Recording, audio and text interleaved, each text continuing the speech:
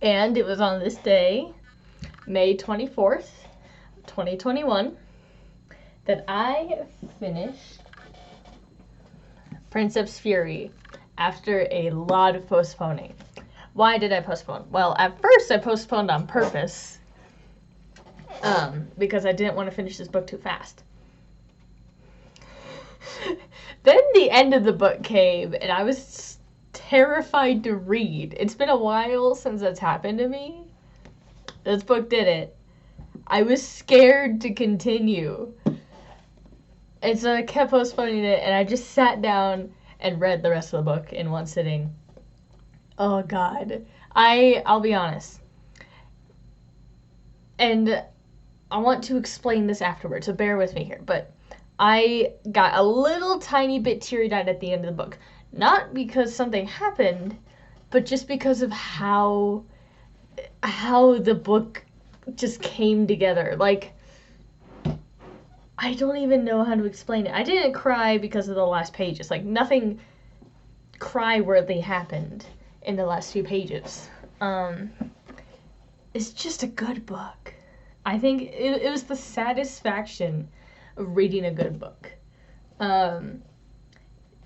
The entire way through, I didn't, like, recognize how good of a book it is. I mean, like, there were really good moments, but I wasn't like, man, this is a good book. Until the end. The very end of the book, I could look back and be like, man, that was fucking good. It was really good. I don't know what else to say. It's just how it comes together. How the book came together. It superseded my expectations. It made me have a panic attack a few times. I had some real panic moments. I actually felt bad for Amara. I have not been, like, a big fan of Amara this entire series, and then all of a sudden I was like, oh God, Amara! And I was, like, freaking out about Amara. Curse you, Butcher! Damn it, you're such a good writer. Oh, man. What a journey. What a journey. I can't believe that you could have such a freaking disaster of a book. Just a book filled with disaster after disaster after disaster. And have humor along the way. Like, there's pessimism throughout the entire book. It's like pessimism, you know, we're all gonna die. Our species is going to go extinct. Basically, it's that kind of level of pessimism. And then there's humor. And it works perfectly. It's so balanced. Oh, God. I'm recovering. Oh, man. That was so good. It was so good.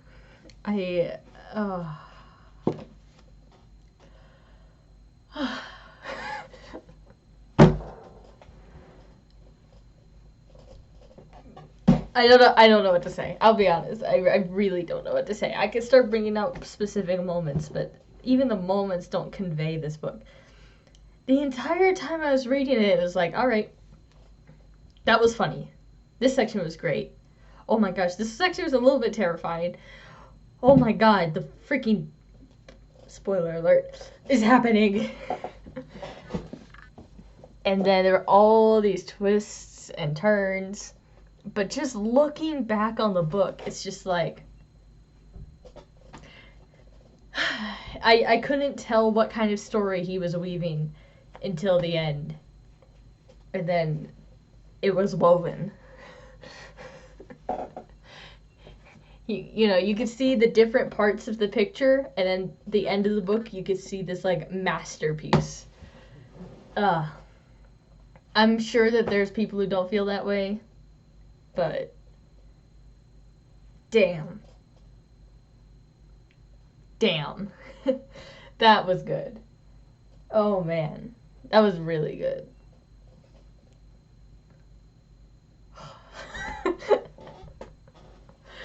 Oh, my heart. Oh, my heart. Okay. I guess I'm gonna get into spoilers then.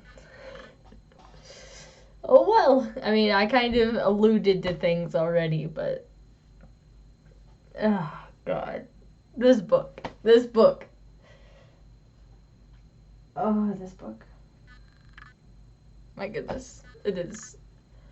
Alright. Spoilers. Boom. Let's start. I don't know where to start. I have no idea. I guess I already mentioned Amara. I seriously thought bad things were gonna happen to Amara. Oh my god. I actually thought Butcher would do it. And that's like some pessimism to the next level on my part.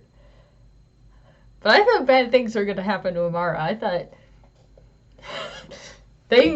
I postponed that chapter forever after I read the first part of it. I was like, I read the first page and a half, I think. And I postponed that chapter for like, what? I don't know, maybe like 10 hours. I was terrified for Mara. I thought bad things were gonna happen. And then as soon as I braved it and I started reading again and I saw what she did to outsmart him, I was like, I had a moment. Okay, I caps locked and typed in my reaction chat, which I'm sorry I can't show you guys, but whenever I freak out about a book, I have a chat that I type into and my friend like giggles at it all the time. I caps locked and it went nuts in it. So it's a way to like calm myself down when something epic happens in a book. It's just, except it's on the phone, so it's like. So Amara, he turned the tables on Amara. I will say that. We actually did see Bernard a lot overall, but he's still awesome. I still like Bernard a lot. Again, we never really see him enough to make like some big statement on him, but he's there, and I like him.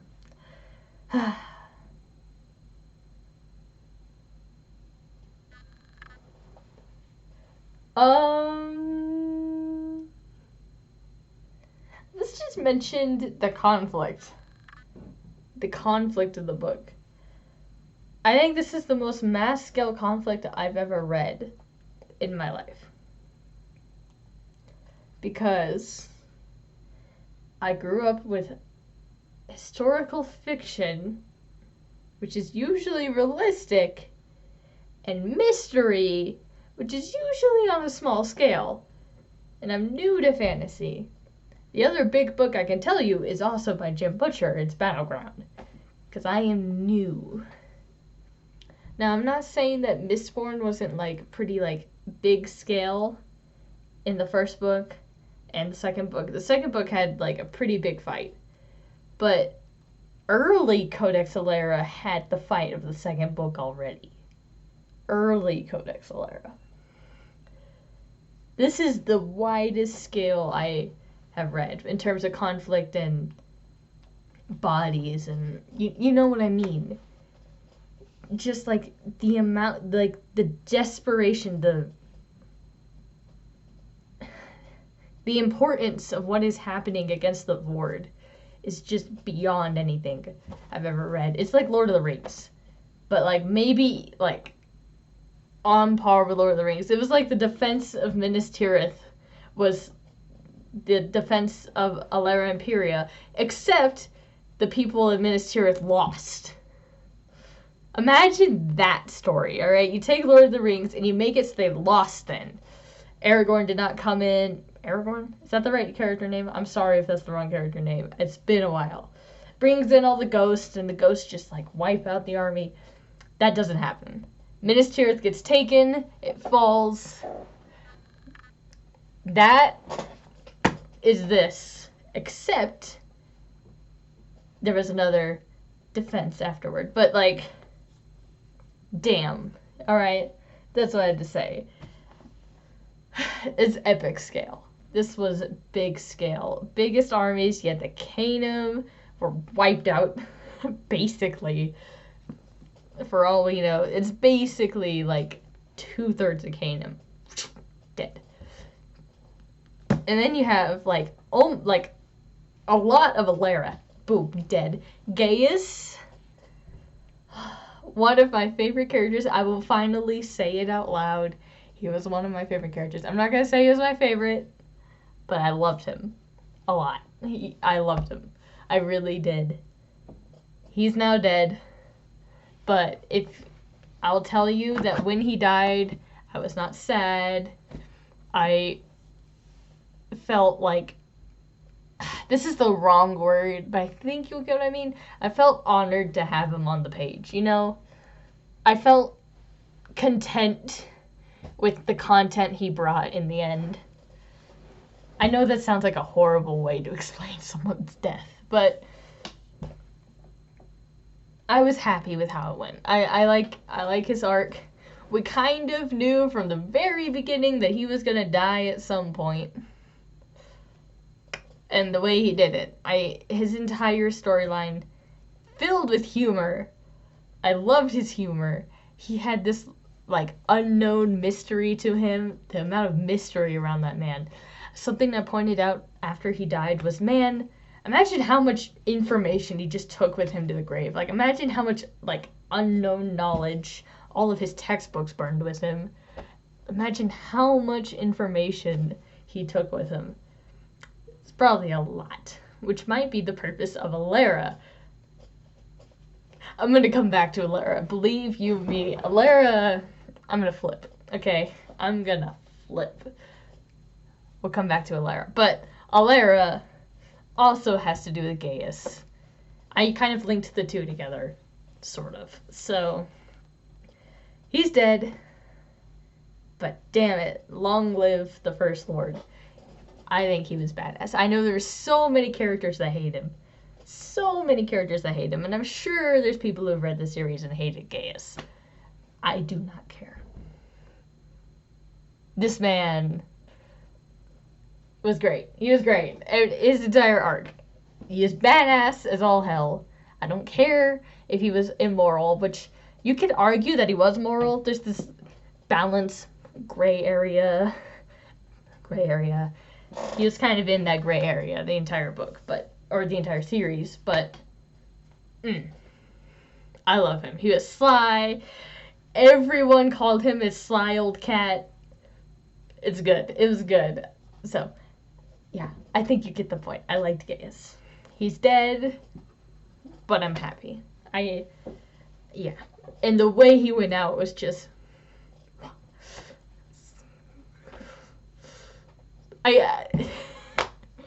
every time I imagine that scene, I can hear like this like opera, oh, like the cliche going to battle, murdering, like, oh, like the low voice, like, oh.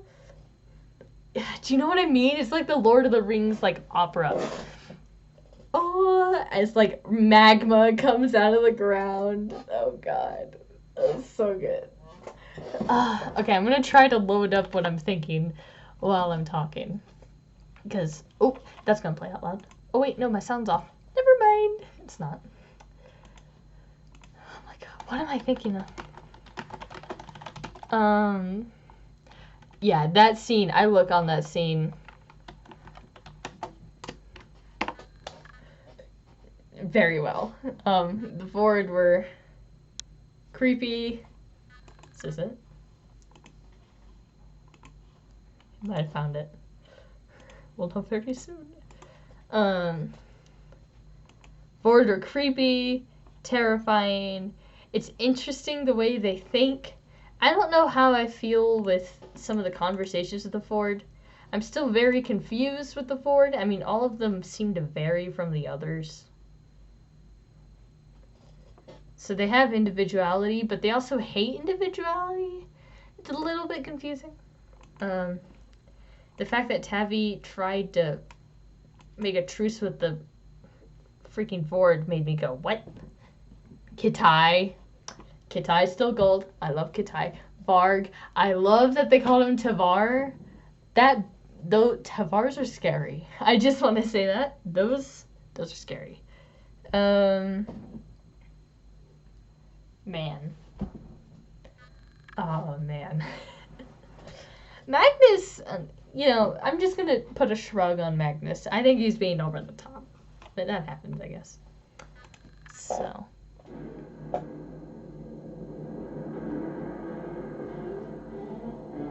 This is basically what I'm mentioning. It's like, this is like epic music. He's like fire.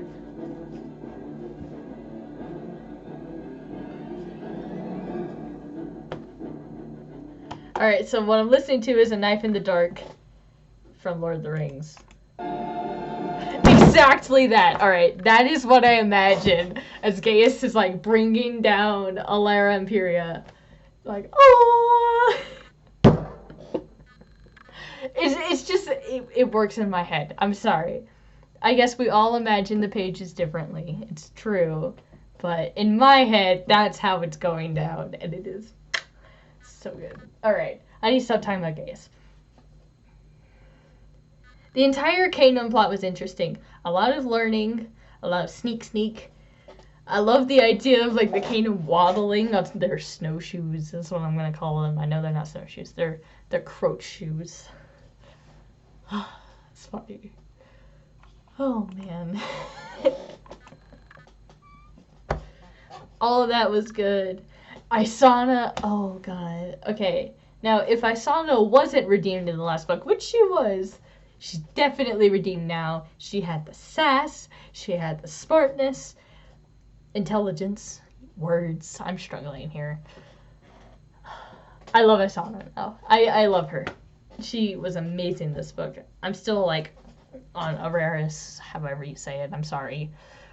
One more book and then I can Google how to pronounce all the names. The first thing I'm going to do before I finish the book is Google how to read all the names, and then I'll do my review. And I'll make all my corrections. I'm sorry until then. But I'm still strong on Araris. Isana, though, was amazing in this book. I really wish I got to know more about the Iceman, I'll be honest. But oh well. Too late. Rip, I guess. But damn. That was good. That is good. That was good. So good. I can't even. What else even happened? You had a board fight, you had Asana, and you had Canaan. Boom. Whole book. Just kidding. No, not even remotely. There's just so much going on. Something I will say is that Marcus has not been revealed yet. Still. Okay, Lady Aquitaine. We need to say this. I had a panic attack when Lady Aquitaine had the creepy bug thing in her chest and she killed... Was it Rhodes? I think it was Rhodes. It might not have been Rhodes, but whoever the guy Gaius sent out first, because he just happened to have been a part of Septimus's death.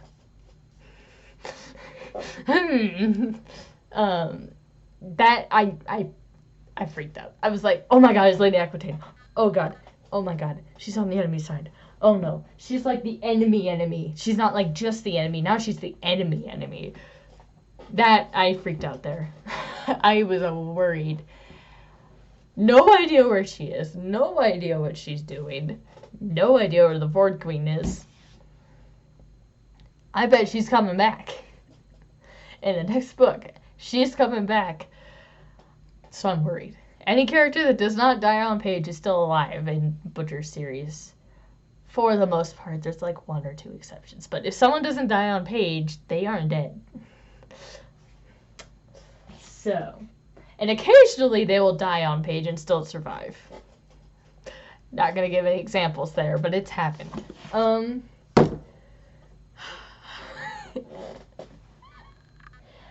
Seriously, I am tired. I need some tea. I will have you know that I ate some chocolate before I recorded this, so maybe I'm a bit hyper. I don't even know. But, oh god. Oh, goodness. Yeah, Lady Aquitaine freaked out at that. The battle, the entire battle for Alara Imperia, even before Gaius stepped in. Let's just talk about Alara. I am so intrigued about Alara. First of all, the scene where we're like meeting Alara, I was like, yes. Oh God, yes. Come on, give. I was like making like grabby hands at the book. And then like Aaron like sneaked up and looked. I was so excited for Alara, and I was like, oh my gosh, what's she gonna do? What's she gonna do? What's she gonna do? What is she gonna do? What is her power? Is she like the fury that gets passed down the Gaius line? Was my theory. And I'm somewhat right, but apparently it seems like Gaius himself, Sextus, it seems like he was the one who started it, not like someone higher up. Shrug.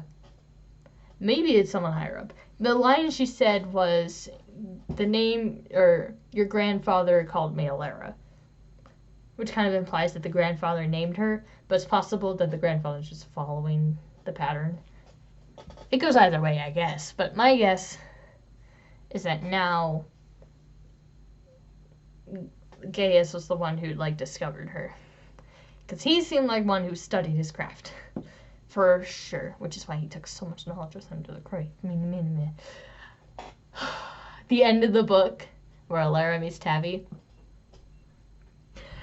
Super excited. I'm super excited. I have some high doubts that the next book is going to start with that, but man, it'd be great if it did. Lord Aquitaine is now the ruler. I actually never developed a strong opinion of Lord Aquitaine because I kept associating him with Lady Aquitaine, and I hated Lady Aquitaine. But Lady Aquitaine and Lord Aquitaine actually don't have much to do with each other in the end. They're actually very different people. So I have this like weird mixture opinion for Lord Aquitaine now. It's weird because he was like helping so that way he could be the good guy. He's a weird character, so I'm gonna say. So it might take a few chapters before I have an opinion of him. But he is the first Lord now. So who knows? Could be. Who knows? God.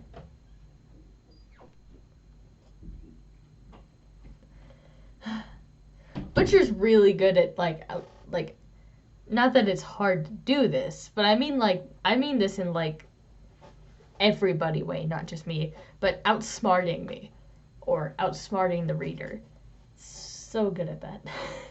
I was like, it's so easy to forget that other things are possible, and then something will happen, you're like, oh my god, that makes so much sense. It makes so much sense why they did that. And oh man. He's really good at it. Really good. Damn. I will be honest, even before the whole Amara bit, even when they were just sneaking behind board lines, I had two theories about Amara and Bernard. The first one was that one or two of them would die. My second one was that they would report to Gaius Sextus. Neither of those things happened, though, my goodness, I thought it would for a while there. Did not happen. We haven't seen people's reactions to Gaius being dead yet. That's gonna be a thing.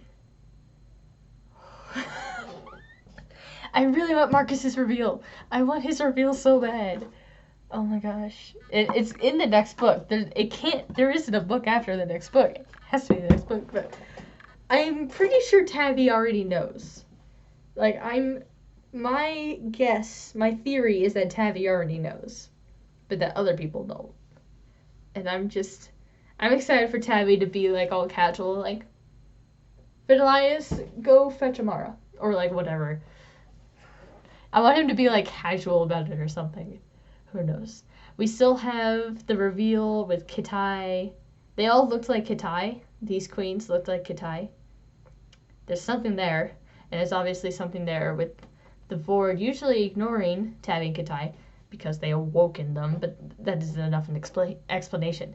Build on it. I know he does. Surely. So, eyes out. God, it's just a good book. You should just read it. Steaks and New Shoes. There's just so much humor. I don't know how he did it. Steaks and New Shoes.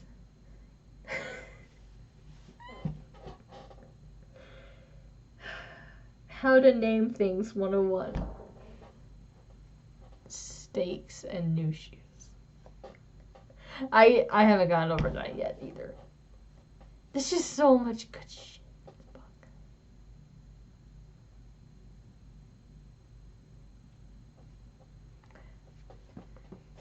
I don't have anything else to add.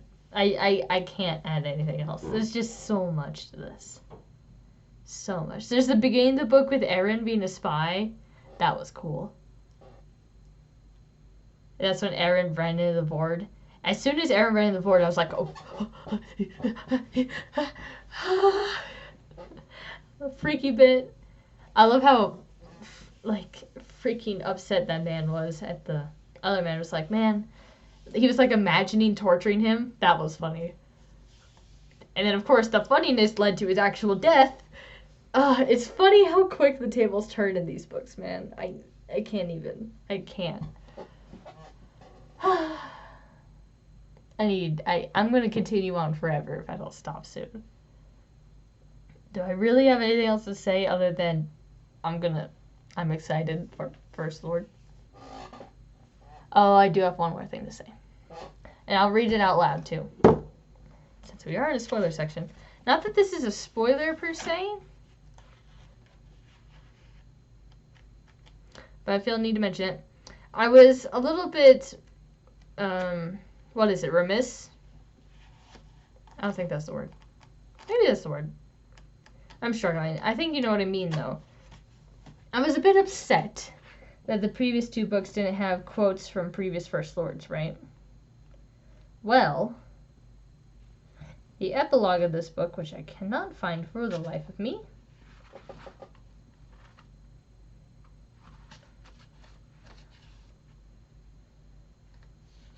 it's past that.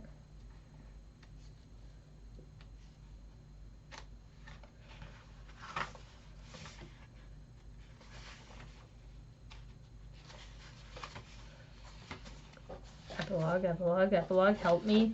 It is at the very end of the book, before the epilogue. There's the last journal writing, there it is. The last journal writing from Gaius Sextus, character I love, as we've said, First Lord of Valera. And the quote, I don't know.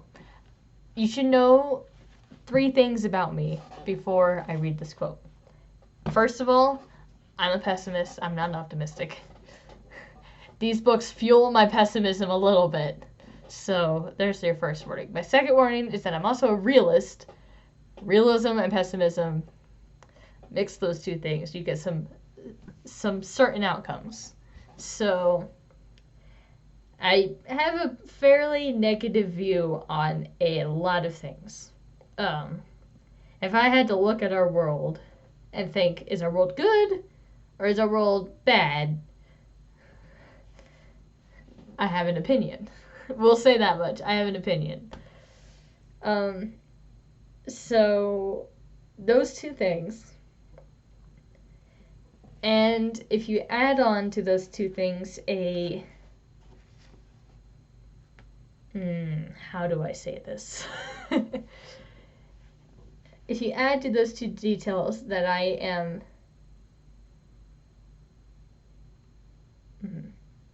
I don't really know how to explain it. I almost said that I'm an atheist, but that does not convey what I mean in any way. And I think that's definitely giving the wrong impression. I am an atheist, if you didn't know, but how do I say what I want to say? Though I'll be honest, if just one side note while I'm trying to figure out what I want to say, I may be an atheist, but there's some beliefs that are like separate from the major religions, like small beliefs that I can kind of recognize, but I don't believe them. I just think they're an interesting thought. I don't know if that makes sense. It's kind of like You know, in another life, I could maybe have that, but I don't. I don't know if that makes sense. But yeah. Let me read the quote, and then maybe I'll be able to say what I mean. Pessimism, realist.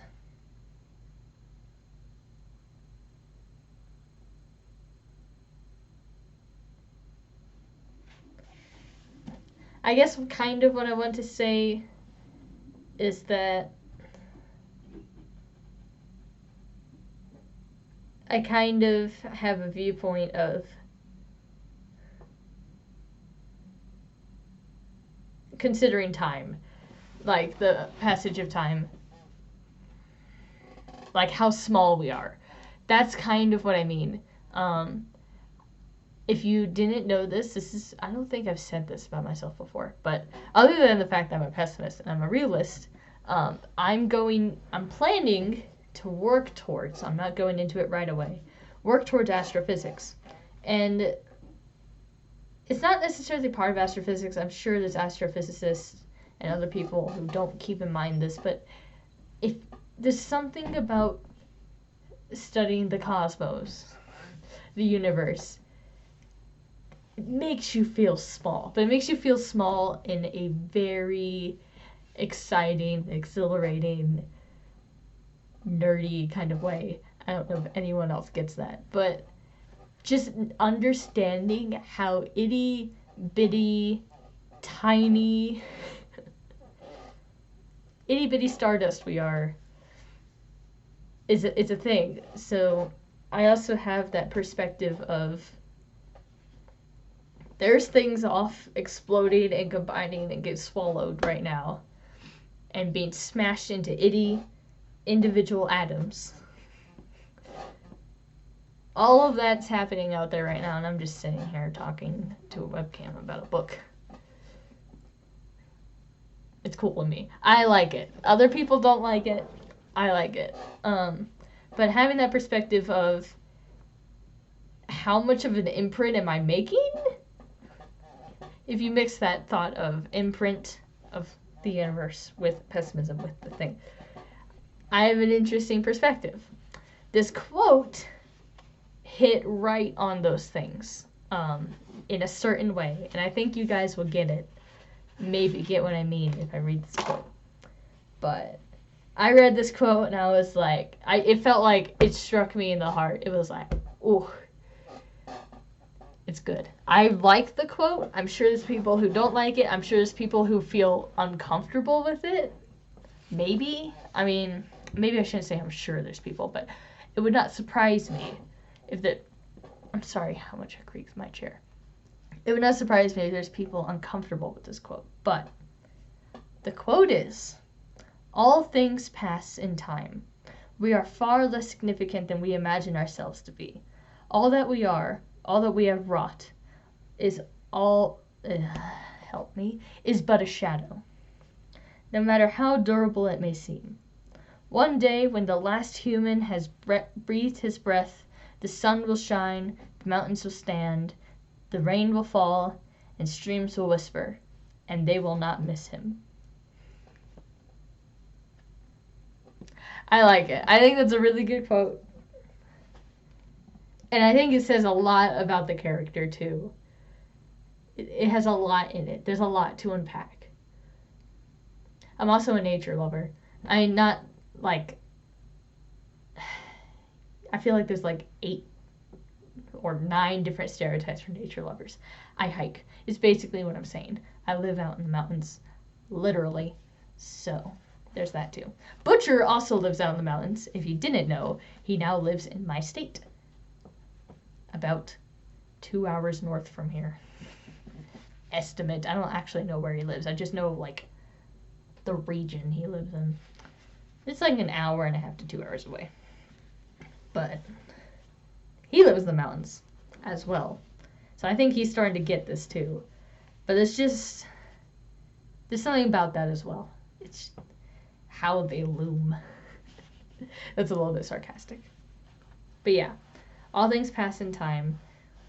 We're insignificant. One day, the last man on earth will die, and everything will go on. just how like the universe is working in crazy ways. Before, meanwhile, and after humans are going to be here. It's going to continue. So, it's very, I like the quote. And that's the last thing I was going to say. I was going to mention that. I'm glad we got a quote from Gaius. It like closes it out. I like it. So yeah, I don't have anything more to say in regards to Princep's Fury. Other than, damn good book. It's good. It's one that I'm going to have to reread to even take it in. Like, I really am going to have to reread it to soak in what I just experienced. Truly. I believe I did a book unpacking video. I know I did a tweet. It's possible I didn't do a book unpacking video. I'm sorry if I did, but I'm going to repeat myself because there's something else I'm going to show you guys in that regard. I need to start preparing for this, so I don't have to stand up in the middle of the thing. Alright, I have 3 new books. Now there's a problem with one of these books. We're going to get there. So, I did do a video for this. Oh well, we'll just pretend like I never recorded that, and we'll just do this. Okay. I now own Midnight Riot by Ben Aaronovitch? I suck at names, I'm sorry. Aaronovitch? Aaronovitch? That's my best guess. This is the first book of the Rivers of London series. They're all itty-bitty. They're super small. They are likened to Dresden, but that is not why I'm reading them. I'm reading them because they're mystery. Mystery fantasy is a genre that I want to thoroughly explore. I will get to... Oh my gosh, what's it called? There's Codex Alera, and then there's the other one, which happens to have similar letters in it. Alex Verus. There we go. There's Codex Alera and there's Alex Verus. I get the two mixed up in my head, but not out loud usually. There's Rivers of London, there's Alex Verus. I am going to read Alex Verus. I'm getting there. There was a while where I was telling people, I'm going to get Rivers of London, back when I was in an online group, and the online group would be like, Alex Verus, and like freak out about Alex Verus, and be like, don't read Rivers of London. People have very strong opinions to books they've read. I have strong opinions to Dresden, right? So if someone was going to read a series like Dresden, I would say read Dresden, right? So there were definitely people online who thought Rivers of London was like lame because they read Alex Verus. Was my interpretation of what they were saying. Either way, I'm going to read both. This book just happened to be cheaper, so I got the cheap one. Midnight Riot. It's still quite a bit expensive for a book this tiny, I'll be honest. Now, it's not $15 for a book this tiny, unlike a certain book, Shadows of Self. I roll. But, I got it. So yeah, and I do think these covers are cool. You have to look at each one. They all follow a pattern. I think they're cool covers. So yeah, mystery fantasy, intrigue. Okay. The book I got first, which ironically is the 3rd book of this trilogy, bear with me, I now own Blood of Empire, which is my favorite cover I have ever seen to this day. I know people don't agree with me, but I think this cover is beautiful. I really think it's beautiful. In my other video talking about these books, I explained the backstory of my username. Yes, part of my username is based on the Revolutionary War. That's only part of my username. The other part's the Revel, which has a different background. No, it does not mean party. I know there's people who are going to be like, oh yay, Revel. party. That's actually not why I chose the word rebel. But let's just pretend for a minute it is. Revolutionary War. The first historical fiction book I ever read was in 4th grade about the Revolutionary War. It was called Blood on the River. I actually just donated it to the library. Blood on the River was the first book I ever read and loved. I know that's a weird book to have be the first book I read and loved. I actually read it after Harry Potter. I did not love Harry Potter the first time I read it. I feel like that says something about me. I am sorry. But I didn't like Harry Potter when I first read it. I'm sure I'd probably like it now. I just didn't like it as a kid. I thought Holes was decent. I thought Outsiders was just entertaining. You know, these are things I read. And I read Blood on the River. Blood on the River was moi. Blood on the River, to give context, is about 1607, which is the founding of Jamestown in the U.S. The indentured servant, who was a kid of not Sam Smith, help me. John Smith, there we go. The indentured servant of John Smith, who happened to be a kid, was sent off to live with the natives, to learn the language and be able to negotiate with them.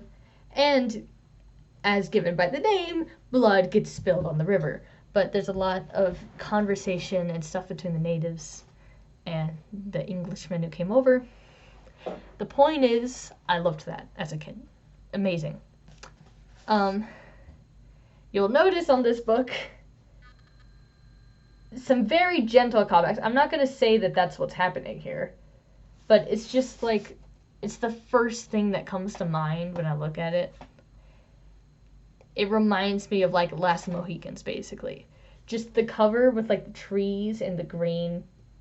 It's reminding me of like things like that movie, where it's just like nature and they're like running through and there's like the epic music. Last of the Mohicans is an amazing soundtrack. If you've never heard that soundtrack, go listen to it. It's a really good soundtrack. Just saying. If you haven't read the book Last of the Mohicans, read the book Last of the Mohicans. If you haven't seen the movie Last of the Mohicans, I actually recommend seeing the movie Last of the Mohicans. Yes, there's a lot of cliches. Yes, there's a romance plot. Not that there isn't a romance plot in the book, but it's way worse in the movie. In some extents. There's a romance plot, but the soundtrack's amazing, and there is at least 2 epic moments where you're like, oh damn. So, I do recommend it. Anyway, this cover reminds me of those things, which is part of why I love it. But I also like just the contrast of colors and these trees. These trees are some of my favorite trees. It's just everything matches in this cover. So you've got the green, you have the yellow of the people, and you have all these like dark grays and stuff, and you have this bright red. I love how the bright red contrasts all of it. So, I think it's a beautiful cover. Truly. That's the favorite one I've ever seen. Now, I haven't held Sins of Empire in my hand yet. I know Sins of Empire is also going to be a badass cover, but I haven't held it in my hands yet. It's on its way, I'm pretty sure. I don't actually know. I'm not the one buying it. Someone else is for me.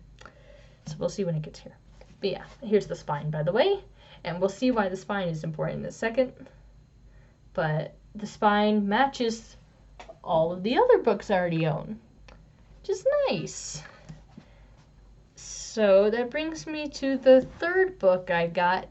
And here's the problem. I got Wrath of Empire. The second book of the same series. The name of the series is Gods of Blood and Powder. Forgot to say that.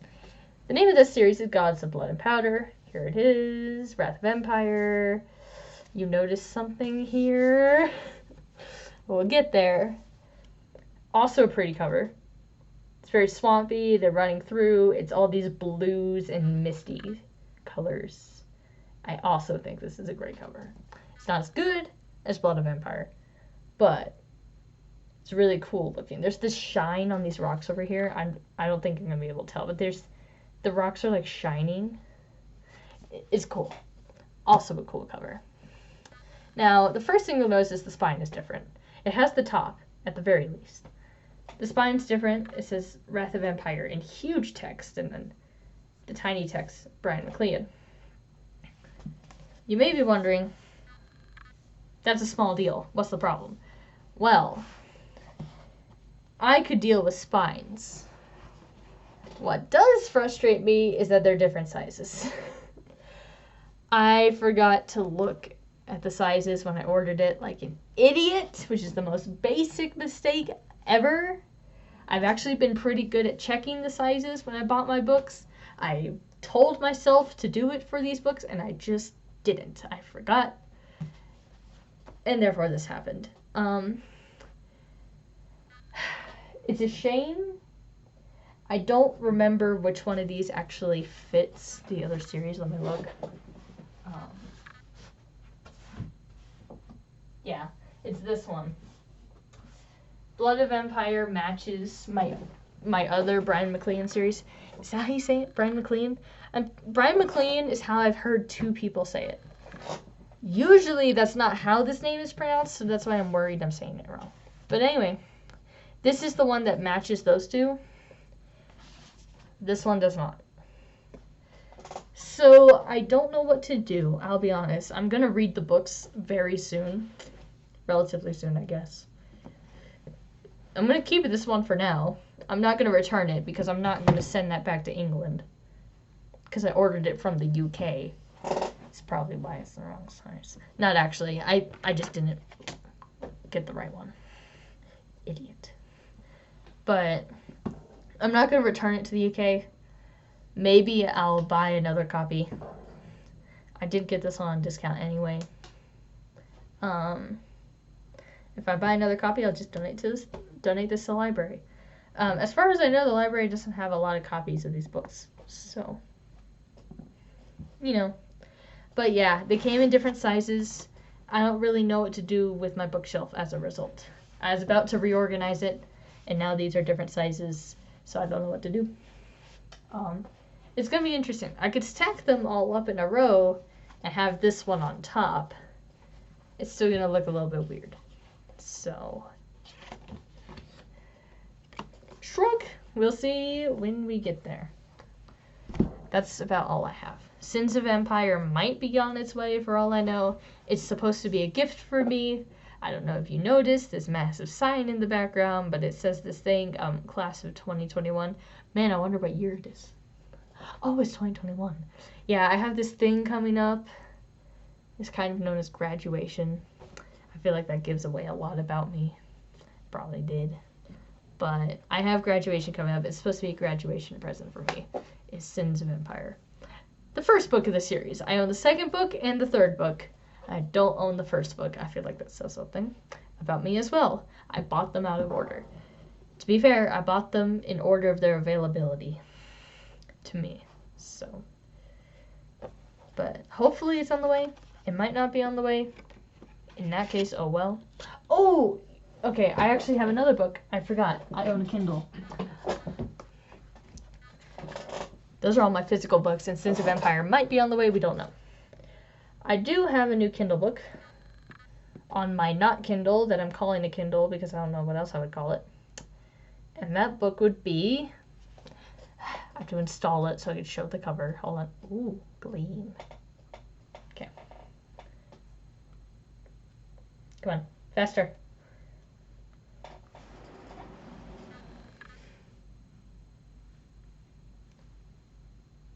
What did that say? Sus noises. Alright, here we go. Nope, wrong section. There we go. Boop. I wonder what that's in. I bought, on discount, of course.